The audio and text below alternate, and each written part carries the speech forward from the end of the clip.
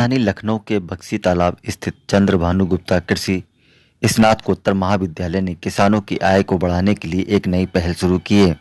महाविद्यालय ने अब कृषि के साथ-साथ किसान को बर्बरी बकरी पालन के माध्यम से भी अपनी आय को बढ़ाने के लिए इस योजना में शामिल किया है, जिसमें किसानों को प्रशिक्षित किया जाएगा और उनकी आय को बढ़ाया जाएगा।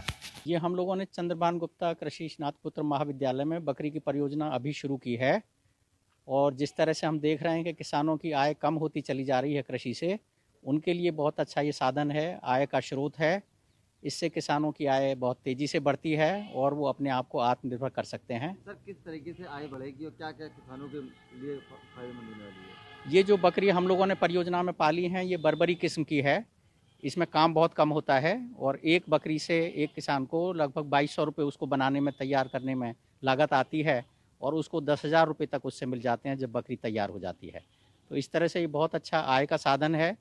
और ये जो बर्बरी किस्म की बकरी है, ये बिना चराए भी एक ही जगह पे रखी जा सकती है और इससे किसान को काम भी कम है और आय भी ज़्यादा होती है। सर, अंतर देखा जाए तो दोनों बकरियों में, अगर आम किस्म की बकरियों की बात करी जाए और इन बकरियों की बात करी जाए, अंतर क्या है, क्या देखने को मिलेगा? देखिए, बकरी की कई सारी किस्में हैं, जैसे जमुनापारी है, बर्बरी है। तो इस लखनऊ वाले क्षेत्र के लिए ये बर्बरी बहुत ही सूटेबल है यहाँ की जलवायु के हिसाब से और इसका काम बहुत कम होता है। और इसमें एक खासियत ये है कि ये 2 बच्चे भी पैदा करती है, जबकि दूसरी बकरियों में अक्सर देखा गया है कि उनमें 1 बच्चे की ही पैदाइश है।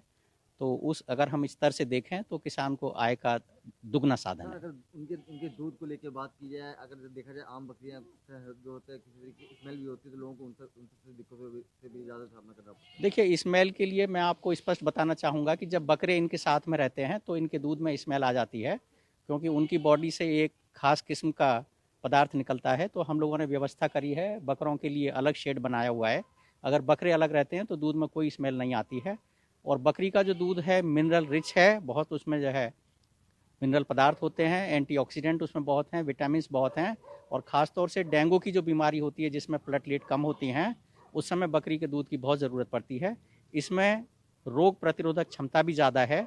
जो लोग इस दूध का सेवन करते हैं उनको आसानी से कोई बीमारी नहीं होती है। देखिए, ऐसा था कि बख्शी तालाब का जो चंद्रभानु गुप्ता कृषि महाविद्यालय का उद्देश्य है कि अब किसानों की आय को कैसे दुगना किया जाए, उन्हें जो है पुरानी जो तकनीकी गायब हो रही हैं उनसे कैसे जोड़ा जाए। इसी परिवेश में हम लोग जो है यहाँ पर बकरी पालन का काम शुरू किए हैं। और जो किसानों के लिए हमारी बात आ रही कि कैसे इनको हम प्रशिक्षण देंगे, उसी के लिए हमारा पशुपालन विभाग इसमें अपना योगदान दे रहा है। और ख़ास करके जो औरतें हैं वो भी प्रशिक्षित की जाएंगी, किसान भी प्रशिक्षित किए जाएंगे। आज़ादी के बाद ये पहला बड़ा काम है जिसमें हम किसानों को बकरी पालन का प्रशिक्षण दे करके उनकी आय को बढ़ाने का काम कर रहे हैं। सर, हमारा क्वेश्चन ये है कि सर, अब किसानों तक कैसे जाएंगे आप लोग, कैसे किसानों के लिए हम लोगों ने अभी 25 वर्ष हमारा महाविद्यालय का पूरा हो रहा है, तो हम किसानों को बुलाए हैं यहाँ पर।